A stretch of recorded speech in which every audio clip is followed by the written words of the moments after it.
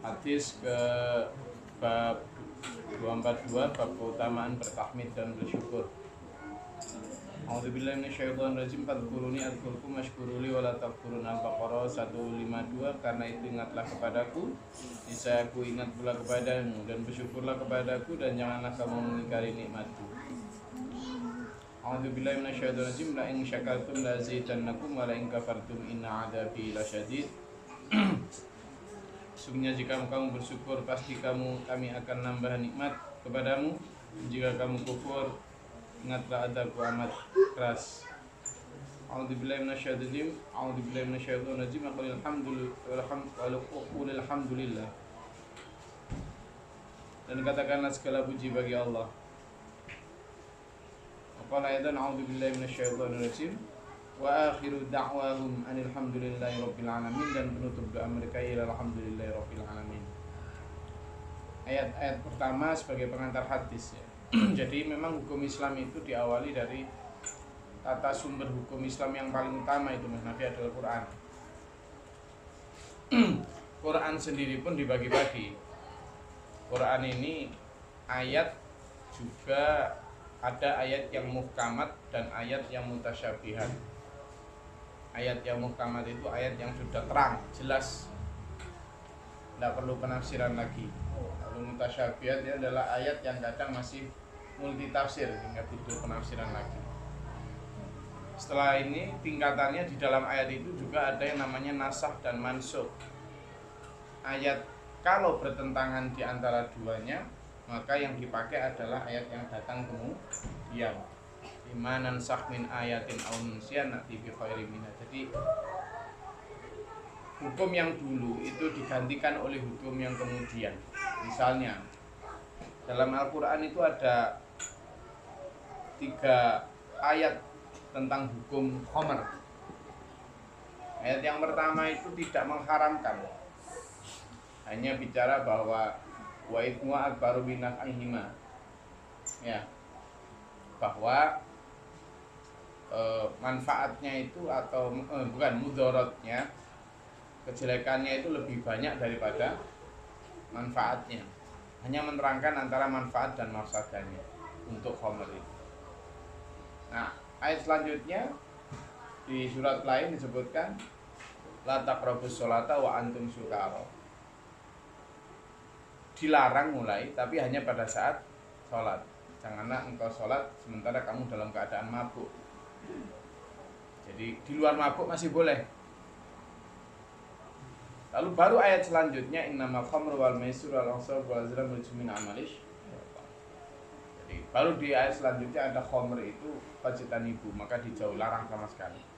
Nah, kalau kita tidak paham, maka dikiranya ayat yang pertama itu masih berlaku. Tidak. Ayat yang pertama itu menunjukkan bahwa hukum Islam itu diturunkan secara gradualistik, secara bertahap.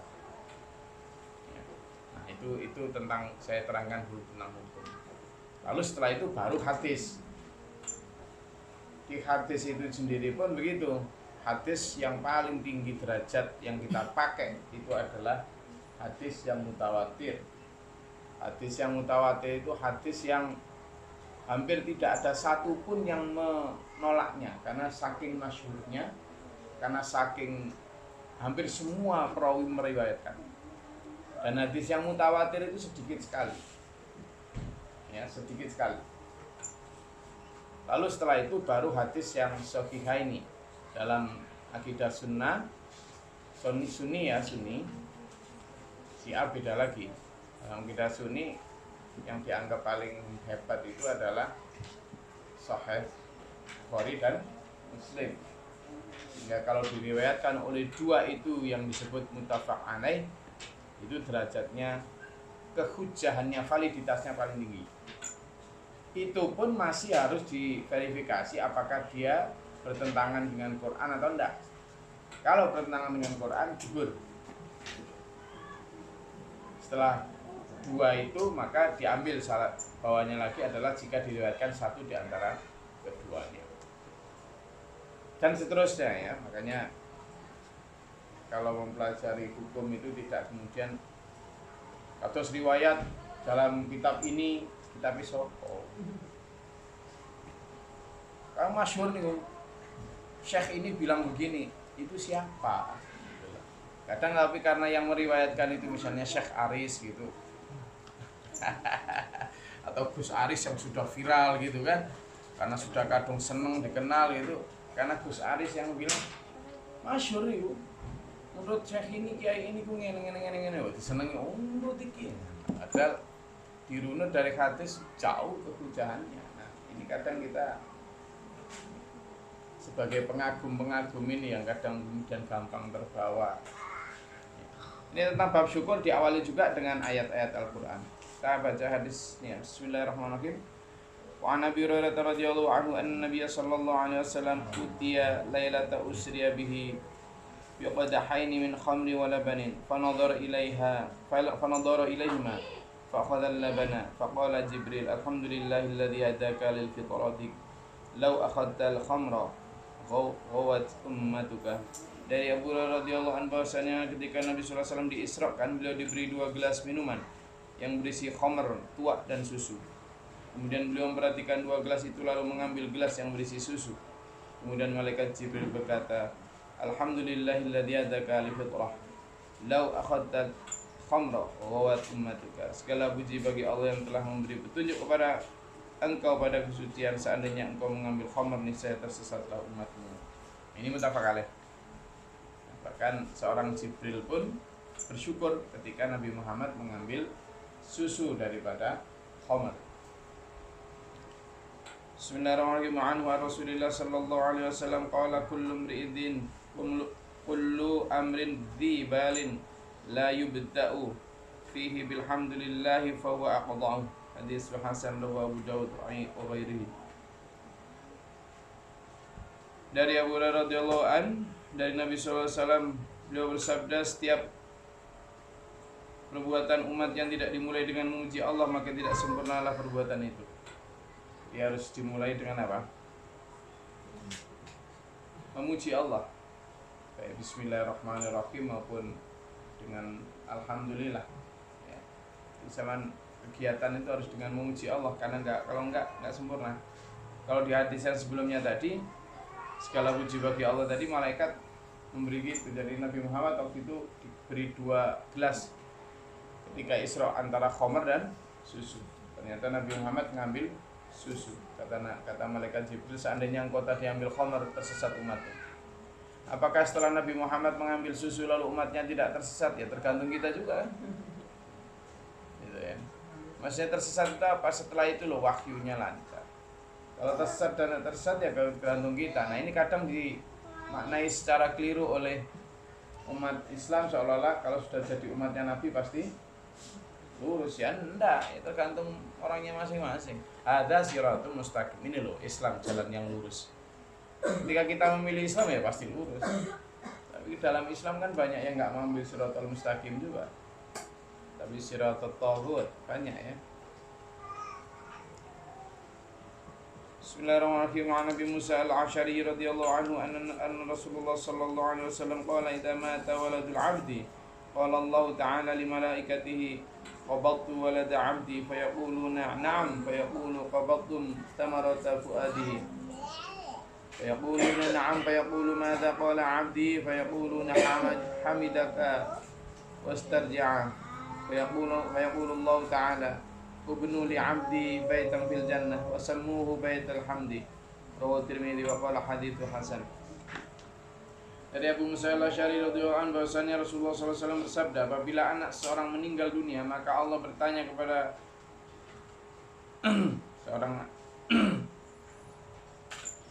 kepada malaikatnya, kamu telah mencabut nyawa anak hambaku.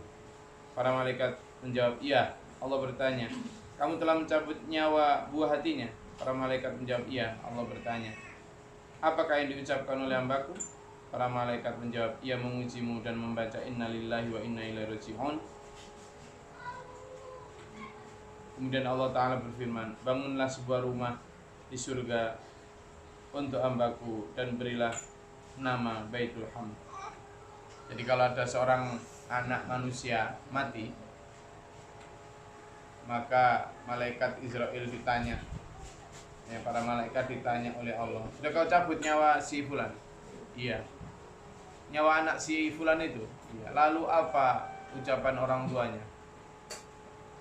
Dia menjawab, segala puji bagi Allah, innalillahi wa inna ilaihi raji'un. Oh, kalau begitu bangunkanlah baginya rumah di surga dan berilah nama itu Baitul Hamdi. Jadi mana ada orang anaknya meninggal lalu ngomong alhamdulillah. Itu yang tadi malam saya bahas dalam Facebook live streaming. Betapa kita harus menyelaraskan dengan mila. Dibangunkan rumah. Kehilangan satu-satunya anak misalnya. Tadi malam kan saya bicara tentang itu. Kalau kita menyelaraskan dengan itu bisa mengatakan alhamdulillah ini. Karena alhamdulillah itu bukan bersyukur karena senang ya. Tapi bukan hanya bersyukur karena senang, karena kita kemudian di dalam hidup itu tidak dibatasi oleh rasa senang dan tidak senang, tapi rasa ikhlas. Ketika tidak senang pun dengan apa yang tidak cocok ya. Kematian anak itu tidak cocok dengan kita. Maunya kan kita bareng sama anak kita terus. Tapi ketika kita menyadari bahwa itu milik Allah dengan kalimat innalillahi wa inna ilaihi raji'un, kita ya nggak bisa senang atau tidak senang itu bukan milik kita kan gitu. Sehingga jatuhnya tetap ikhlas. Nah, ketika ikhlas itulah rasa kecewa itu tergantikan oleh syukur tadi. Ya Allah, sembah syukur kami kepadamu. Bisa. Dan ini tidak hanya anak ya, tidak hanya anak. Harta dalam bentuk apapun yang kemudian hilang atau apa, kemudian mengatakan alhamdulillah, innalillahi wa inna ilaihi. Nah, biar nggak hilang ya sudah dihilangkan secara sengaja saja. Paham ya? Sehingga nggak kecewa-kecewa banget, direncanakan saja. Kalau anak nggak bisa dimatiin ya, nggak bisa. Kalau harta apa segala macam gitu, untuk melatih itu tadi. Ini saya nggak milih hadis ini loh, ini urut secara tiap hari. Jadi persis dengan topik yang tadi malam kita bahas, yang kemarin kita bahas juga malam Jumat. Iya Mas. Gimana sampai bisa mengatakan alhamdulillah? Kalau sama ingin rumah yang bernama Baitul Hamdi ini harus memulai itu. Bekerja keras di dunia, targetkan sukses, tapi jangan targetkan harapan apa-apa. Karena harapan itu hanya di akhirat. Di sini kecewa sama nanti. Wih, pemimpin ini pasti adil, pasti lah sama nanti. Kecewa untuk kesekian kali. Kalau kerbau itu begitu terperosok di lubang satu, nanti besok tidak terperosok lagi. Cuma kerbau dungu yang bernama manusia ini sering terperosok berulang-ulang di lubang yang sama itu. Nah, SPMA mengajak sampean bisma ya. Bismillahirrahmanirrahim. Ana Nasir radhiyallahu anhu qala Rasulullah sallallahu alaihi wasallam innallaha la yarda 'anil 'abdi ya'kulul aklata fa yahmaduhu 'alaiha wa yashrabu syarbah wa yahmaduhu 'alaiha. Dari Anas radhiyallahu anhu berkata Rasulullah sallallahu alaihi wasallam bersabda, sungguhnya Allah merasa puas terhadap hambanya yang apabila makan selalu memujinya dan apabila minum juga memujinya. Ya, kita kemarin bicara tentang kebiasaan di SPMA kalau makan minum tidak boleh ngomong lain kecuali apa? Bismillah dan alhamdulillah. Nah, ini hadisnya nih. Kenapa yang di saat tadi misalnya ketika Allah berfirman, bersyukurlah, beringatlah padaku, aku ingat padamu. Kan gitu. Maka itu kan seolah-olah Allah gini. Ingatlah aku, maka aku ingat padamu. Lah kalau kamu nggak ingat aku, butuh apa aku ingat sama kamu? Ingatlah padaku, aku akan ingat kamu gitu. Dan bersyukurlah kepadaku, jangan ingkar. Artinya kalau kamu nggak ingat padaku, untuk apa aku ingat kamu? Kalau kamu nggak syukur padaku, lah ngapain aku menambah nikmat untukmu? Sehingga mau tidak mau harus banyak ingat Allah dan bersyukur. Udah ngaji 15 menit aja cukup karena banyak orang sibuk ini. Mulai memahami posisi umat. Ada pertanyaan?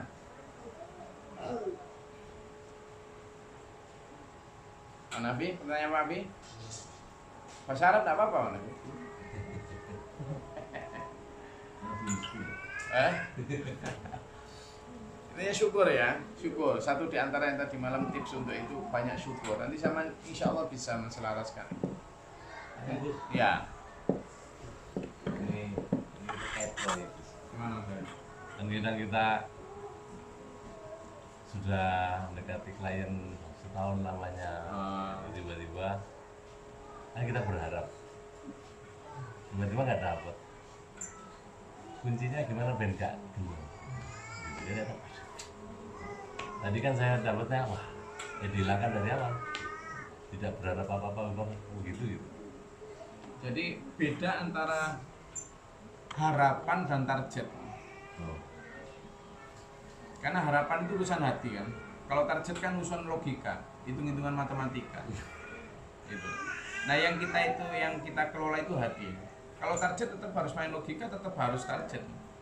Saya dengan pendekatan seperti ini nanti sekian selama 1 tahun deal ini.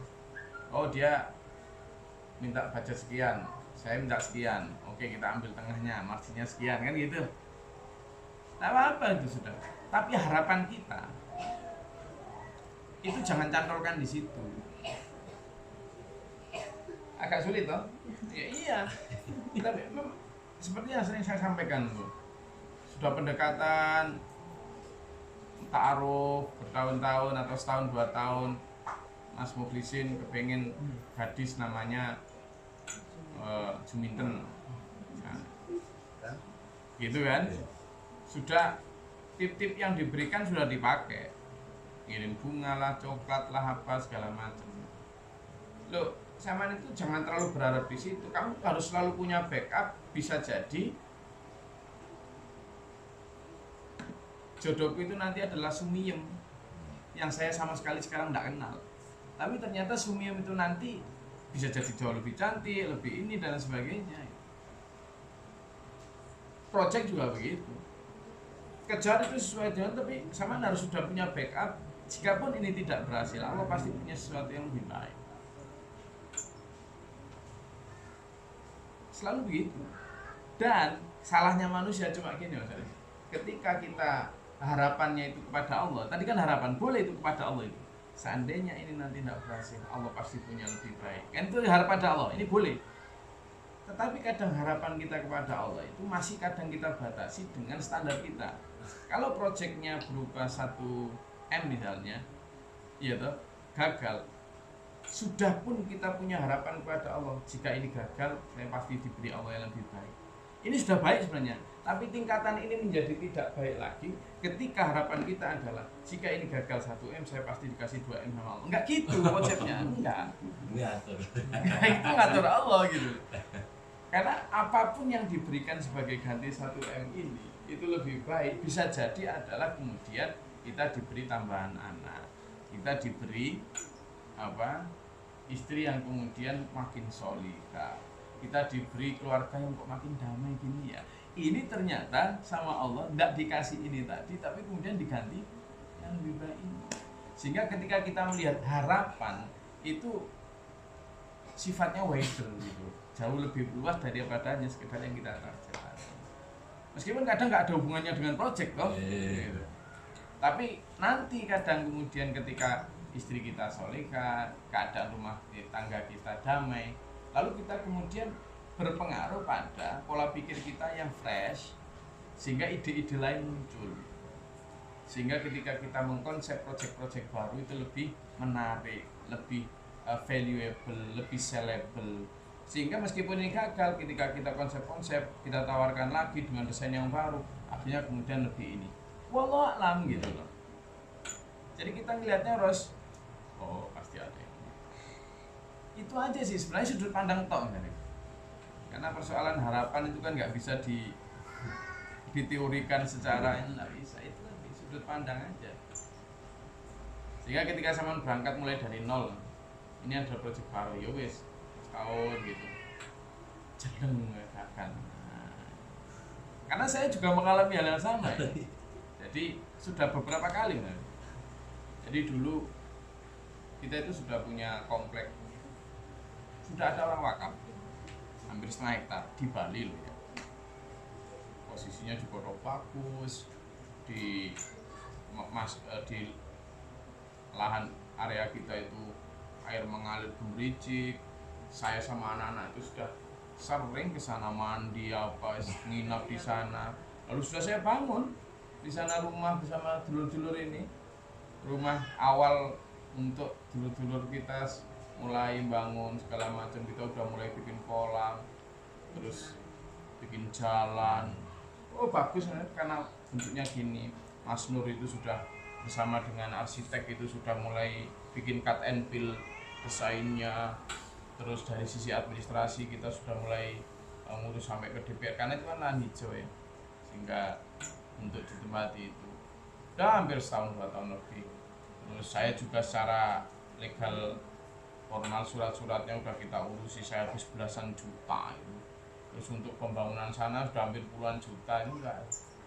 Dan secara sosial kita udah pendekatan masyarakat, kita adain baksos habis 100-an juta 2-3 tahun ujuk-ujuk nggak jadi diambil kembali sama orangnya. Apa nggak rasa ditele-tele gitu ya kan. Jadi sama yang wakaf nggak jadi diwakafkan. Iya. Padahal dulu kan masih atas nama orang si pihak ketiga itu ya, yang dibeli oleh si pihak kedua ini, tapi belum balik nama. Nah baru setelah balik nama itu nanti baru ke kami gitu kan, diwakafkan kami rencana. Nah perpindahan balik nama dari pihak pertama ke pihak yang ngewakaf ini itu kami total yang biayai, total. Saya ngurusi riwari ke sana kemarin. Dulu sudah saya sarankan agar dari pihak satu langsung ke pihak kami aja gitu, biar langsung gitu, biar lebih aman juga. Nggak mau terus saya pengen gini, ya sudah kita turuti. Yang namanya percaya. Tapi ternyata semua usaha itu sampai usaha pendekatan strategi dakwah toh kita bikin baksos masyarakat itu, masyarakat kan 100% Hindu di situ. Dan alhamdulillah secara sosial baik sampai sekarang, hubungan kita sampai dengan itu baik. Nah, seluruh Gus sudah pernah ke sana, bahkan Kufa semua seluruh warga dalam udah pernah nginap sana. Ini semua udah sering nginap sana. Dulur-dulur ini bahkan kalau lagi kepengen fresh itu sana kan daerah pegunungan, bagus. Iya, sudah. Kita udah pernah bikin ternak kambing segala macam sana. Yang kedua kemarin ini kita sudah ngincer tanah untuk kita bangun pesantren, rapat udah apa segala macam, jamaah sudah ada gerakan untuk pembelian kafling apa segala macam. Ujung-ujungnya udah itu. Iya, karena belum diizinkan. Apakah kemudian kita berhenti? Ya enggak, kita tetap. Ini kan sama, hampir sama. Jadi sesuatu yang sifatnya jangankan sampean yang untuk dunia, saya yang untuk jelas akhirat gitu aja loh, kita tetap harus. Padahal harusnya kalau untuk akhir kan harusnya diridhoi kan, harusnya kan jelas dikabulkan, tapi belum tentu. Nah pada saat seperti itulah kemudian kita pada saat itu kecewa itu ya biasa, namanya kecewa itu biasa. Tapi jangan sampai membuat kita sedih, karena sedih dan bahagia itu harus kita gantungkan hanya karena. Kalau kecewa itu beda sama sedih. Kecewa itu biasa lah, akan hilang segera kalau kita tidak terlalu sedih. Nah sedih ini yang bikin penyakit, akhirnya asam lambung, nggak mau makan, akhirnya apa? Habis makan apa?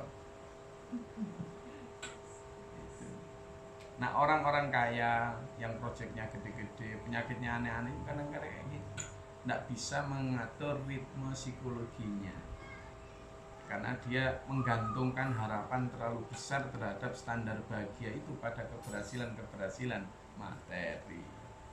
Padahal harusnya bahagia itu jangan digantungkan pada keberhasilan materi, karena nggak ada hubungannya di situ.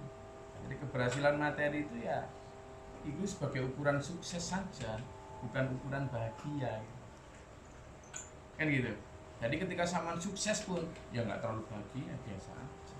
Sehingga ketika tidak sukses pun ya nggak sedih, biasa aja. Kalau sampean posisi psikisnya begitu, akhirnya kan sampean itu selalu steady namanya, istiqomah, semangat terus, nggak ada kemudian buan gitu, nggak ada. Ketika berhasil pun nggak kemudian meliti kayak Jumawan. Nah orang-orang kayak gini itu yang sukses, tapi sulit mencapai itu. Saya pernah ditinggal mati anak.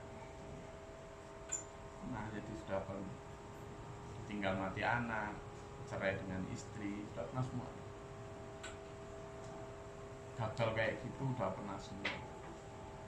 Gagal dalam berdakwah pernah. Jadi mengalami menguat ya, walaupun masih jauh kalau dibanding dengan ujian para rasul, para nabi, tapi kekecewaan itu memberi pelajaran kita tentang apa sih arti bahagia itu.